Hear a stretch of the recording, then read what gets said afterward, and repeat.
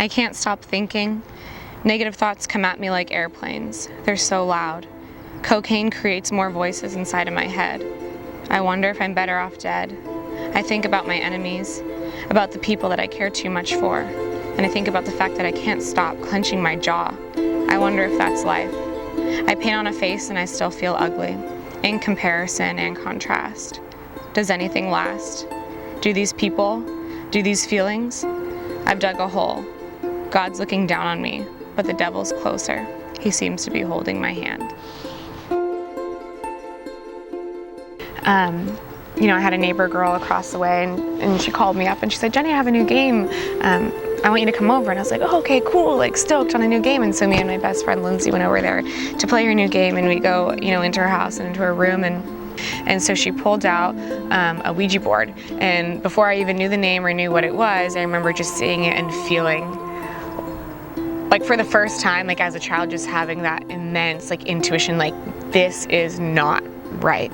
And I'd never heard about a Ouija board before. I never knew anything about it. I wasn't really born and raised in a Christian home. Neither of my parents really identified as that. My grandma was. She's the one who really spoke, that life into me and poured into me in that sense, and was always reading me verses and so on. But yeah, I had never heard about a Ouija board, and so I was like, okay, let's play. And so we played, and I talked to 3 different spirits that day, and I remember one man had chains, and I could hear the chains, and that just goes to show that stuff just really ignites fear in people, and regardless if there's a truth or not in it, it's just not positive, and it's negative. And what that did for me is it completely opened a door, and it left it open, and throughout the years what I was doing was just kicking that door open wider and wider and wider to let more and more of that evil demonic stuff in. And the demonic has such a unique way of dealing with people because it's smart. The devil has many masks, and a lot of the time we're deceived, and we think we're too smart to be deceived, but we are, and I definitely was. And that was just the beginning of that in my life.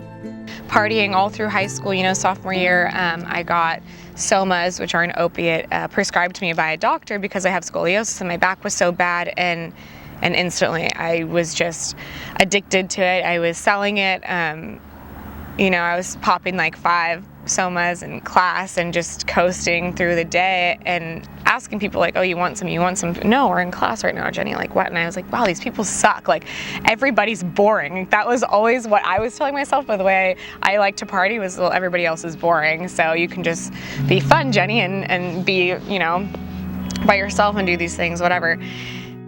I remember, going to church one morning because I woke up, I think I was hungover, and I just felt so bad about myself and the relationship, and we were fighting, and I was in and out of youth group, and they didn't really understand me there, and nobody got me, and that was I was just so misunderstood, and I was so frustrated, and I came home from church, and I just remember feeling absolutely nothing, and I got into I walked into my bedroom, and I was just like, "God, I told you that I needed to meet you at church, and you didn't meet me there.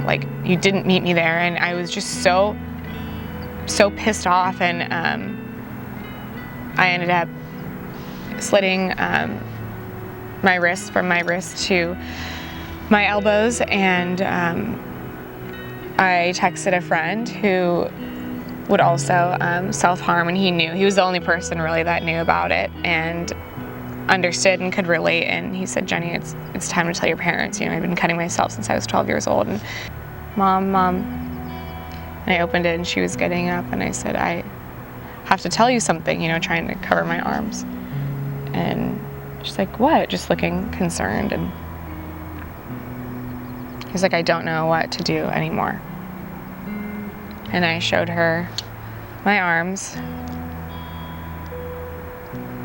and being the nursing mother that she is, she kind of removed her emotion from the situation and said, "Okay, let's clean this up."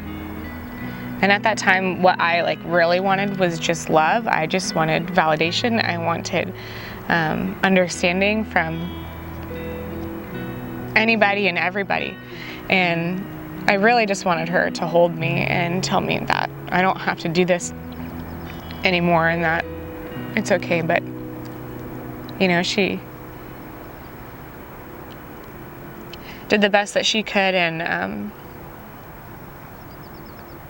you know, admitted into the emergency room, and they said, "Why'd you do this?" And I said, "I don't know, I'm just not happy, I feel suicidal, da da da da." I'm sure they get it all the time, you know. But I was just so lost in myself, and I remember texting like the boyfriend at the time and telling him like, "Hey, like I cut myself, I'm in the hospital." And he said, "Stop moping." And it was just like another rejection, you know. I just wanted to reach out, and it was just a rejection. I was screaming for help and for love, and I didn't know how to properly ask for it. And so I went to the I was in the hospital bed for about 10 hours, and my mom told me, you know, lie, tell them, unless you want to go to the psych ward, Jenny, like lie and tell them that you were just upset and that you're not suicidal. And I said, okay. So I had about 4 different nurses come in and evaluate me, and I said, "Oh, I'm not trying to kill myself. Like I'm having a hard day, had a hard day, and this is what happened." So the social worker came in, and same thing, and they let me go. So I went into therapy after that, still using drugs, lied to the therapist, didn't really care. You know, I just wanted to party, man. Like I was just having a good time, just sleeping around and just filling that void, you know, to excess. And I lived with my parents, and I remember going to my first psychic, and I didn't really want to go that day, but I went with my best friend, and I showed up and I got a palm reading, and "Oh, there's gonna be a lot of stress in your near future." And I was like, okay, like that is a generalization. And I get home 2 hours later, and my parents have my drugs on my table with my little baggies, and they're like all serious, and "Jenny, either you need to go to rehab or you need to get out of our house." And I was like, "Rehab? Like what? You go to rehab." You know, speaking to my parents, and my mom's not even a drinker really. And I just remember grabbing up all my midriff tops and all my art supplies, and I was like, bye, like I'm bailing. And you know, I just wanted to have a good time. Like that's really what I was searching for, and just anything to numb out anything that was going on inside of my crazy head. And so I moved in with my best friend, got kicked out of there, moved in with somebody else, got kicked out of there, moved in with somebody else, and I was just couch surfing on and off for a while, moved back in with my parents. During all this time, there were a lot of supernatural events, a lot of paranormal activity, always going off in our house. And I had been to like 5 or 6 psychics by the time I was, you know, 20 or 21, and almost after every one there was increased activity, and I just ignored it. And I got really involved with divination and psychic tools and all this new age stuff, and tarot cards and healing stones, and just really like meddling with all that stuff. And my intentions were never bad. I never wanted to cause any problems for anybody else or for myself, but it was really just what I found comfort in and where I found my answers, because every time I went to church, you know, they didn't get me, and I was set apart, and I was really setting myself apart, to be honest. And I didn't want to blame the drinking yet, and I said, I'm bipolar. Like there is something seriously wrong. I'm depressed. I'm manic. I don't know what the hell is going on. And so I started going to therapy, and I actually was diagnosed bipolar, but I refused medication. I moved into another apartment with a bunch of girls, and always getting in fights with them, with guys, with anybody. I could not handle my liquor. I couldn't handle my drugs. I was doing a lot of ecstasy, a lot of cocaine. And I came home one day, you know, after a huge blow up with those girls. There were about 5 girls to the room, or to the apartment. And I came home, and there was a paper taped to the door with black, you know, electric tape, and to secure it there. And there were 5 bags of bottles and cans, and it said, Jenny, we're tired of your alcoholic bullshit. You can throw these away because these are alcohol bottles. And my first reaction was like, these aren't all mine because I didn't drink that much, but whatever. And there was just always problems, and that's the first time that somebody had seriously called me an alcoholic. You know, I'd heard it before at parties, and I was like, yeah, alcoholic, woo, like shots to that. But it was actually becoming a problem. You know, I was dealing with a lot of the drinking and trying to stop that, and I managed to get, 72 days sober on my own, and went back out after that, just started drinking again, and I met this guy who was perfect, and he introduced me to IV drugs, and I thought that that was romantic, and he got me kind of hooked on the needle for a couple weeks and then bailed. And before I knew it, I was shooting up at 9 a.m. in my bathroom by myself, asking how and why, and praying, to God to just relieve me. And I was going to work completely high. I worked with kids, going to work drunk, didn't really care. And I decided, okay, I'm going to put down the needle, and so I only drank for a couple weeks, on and off, and it was the night before finals. I was enrolled in school, and it was the night before finals that someone at the library had given me a couple Adderall, and I popped them all, and I had so much energy, and I had studied, and I was like, hey guys, want to party? And nobody wanted to go party, and I was like, are you kidding me? I don't want to sit and drink by myself. And my friend was like, oh no, get NyQuil and have a shot of NyQuil, and you'll pass out. And with the alcoholic mind that I have, I just drank bottle after bottle after bottle of NyQuil and just overdosed. If you don't think you can overdose on NyQuil or Robitussin. And the next morning I woke up completely hallucinating. My therapist was called, my mom was called, I was taken to the hospital again. And mind you, in these past couple years I had been in and out of the ER for alcohol poisoning and whatnot, and still it wasn't, waking me up at all. And I had a lot of opportunities to get sober, and I just couldn't. Didn't understand, didn't know how. And so this was 12/12/12, I remember, because that was supposed to be my sobriety date. And went to the hospital, and I remember just coming down in the hospital bed, and my mom said to me, and my mom's a tough woman, she doesn't really, I think I've maybe seen her cry once before that. And she said, Jen, you know you could have died, right? And I just was like, yeah. You don't care? Mm-mm. And she just started bawling. And I remember feeling nothing.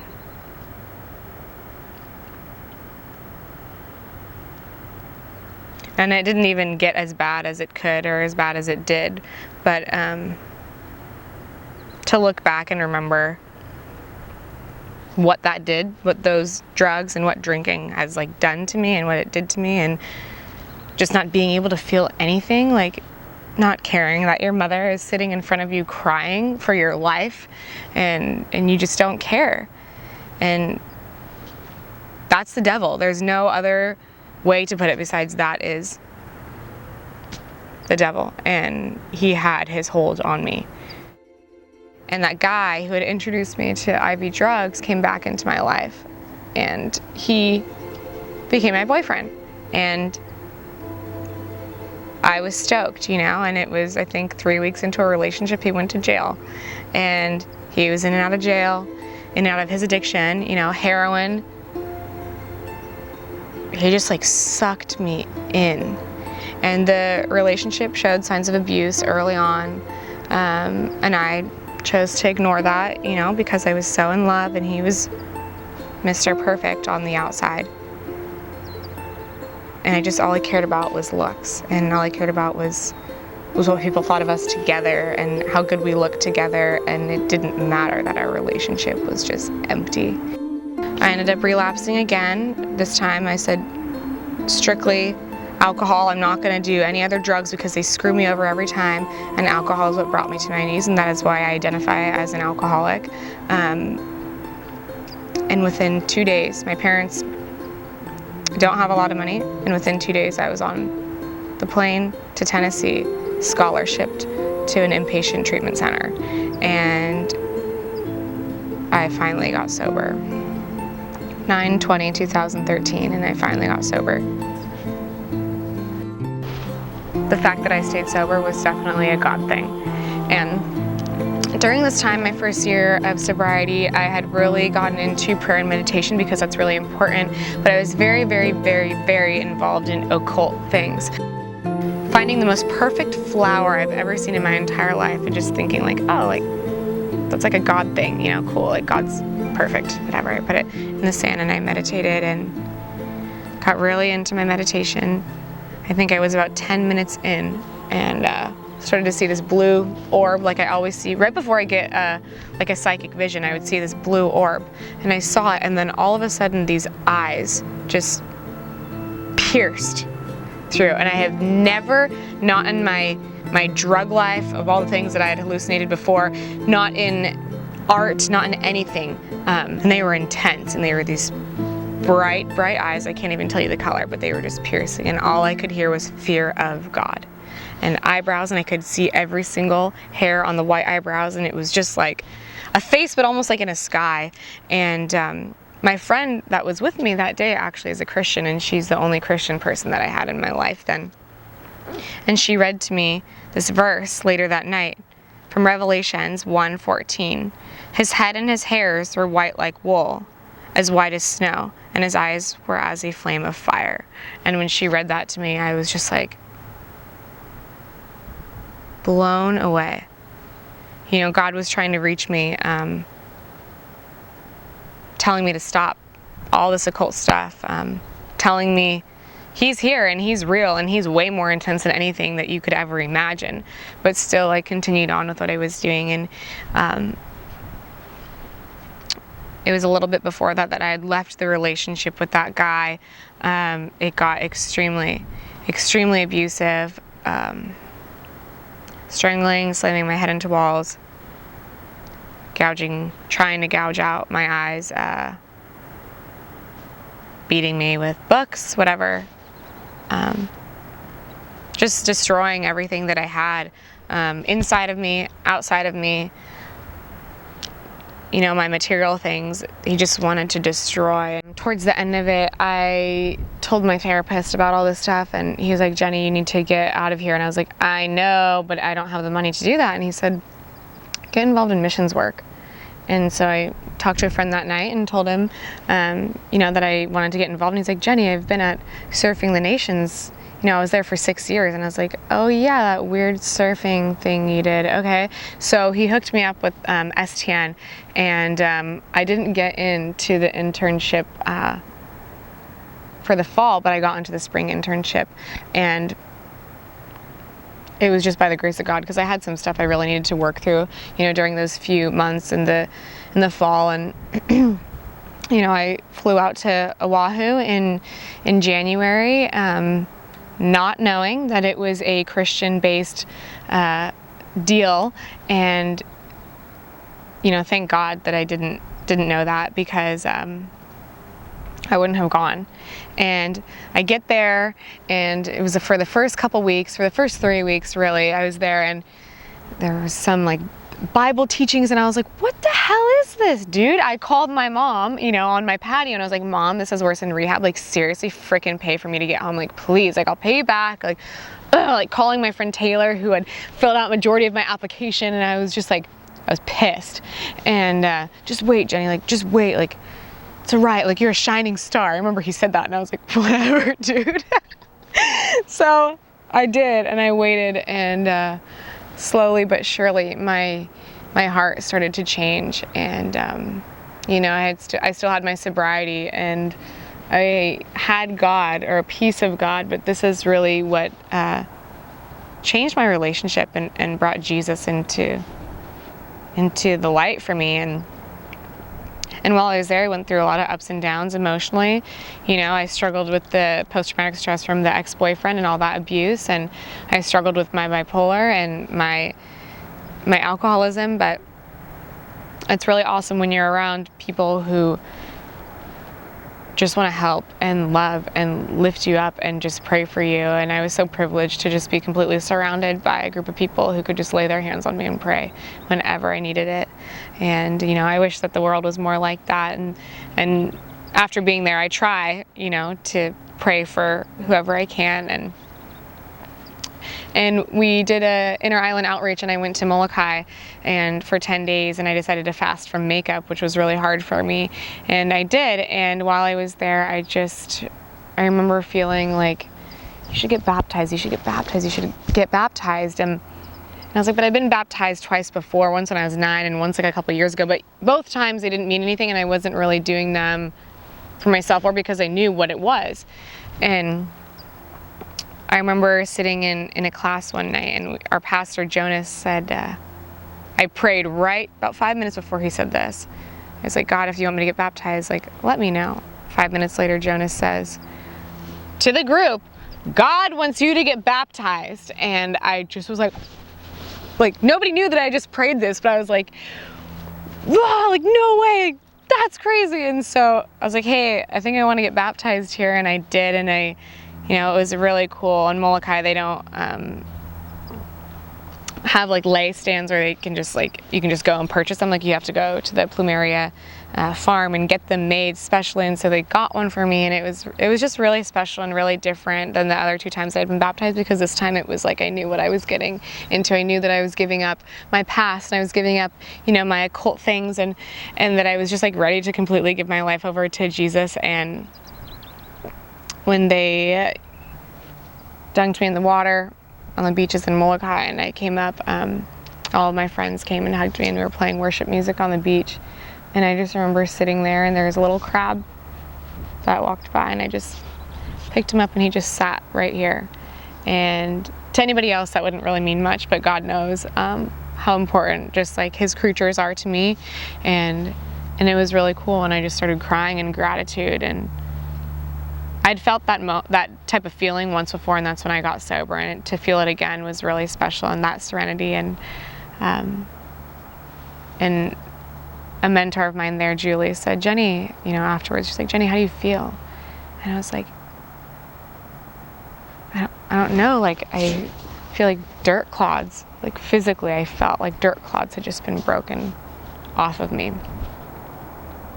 And all that I had and all that I came to STN with was just, washed away and forgiven. And when I hear people say your sins are washed away, I was like, what does that even mean? Like, I don't get that. And that day I felt that. And it is a real feeling, and it is a real thing. And it's just so spiritual, and I just felt like so in line with God. And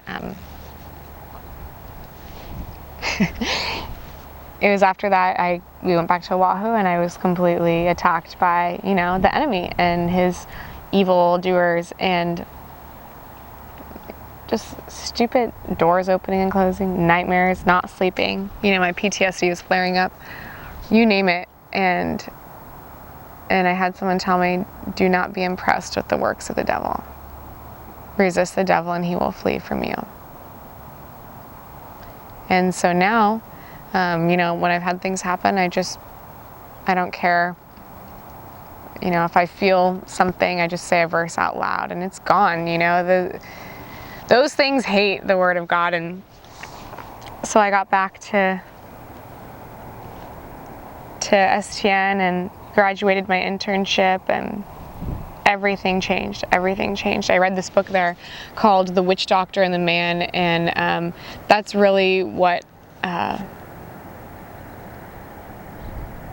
changed my viewpoints and my perspective on the New Age stuff and all the gods and everything that I was involved with, because I couldn't give up the idea of reincarnation. I couldn't give up the idea of the gods that I was worshiping, and I was like, but it works. Like, I don't understand. And I couldn't differentiate like ghosts and demons, like they're not the same thing. And after reading this book, it just completely changed the way I thought. And it's all about he was born into Satanism, and then how he found Jesus, and he worked directly with the devil. And this is a true testimony of this guy's life, this minister in Ghana, Africa now, and he just delivers people from witchcraft day in and day out. And so after reading his book from his perspective, I just started to take things a lot more seriously. And what I was involved with was witchcraft. When you're romancing the dead, you're romancing the devil, and that's exactly what I was doing. So I got home from Surfing the Nations, and that was hard, you know, to adjust back to that, to reality really. And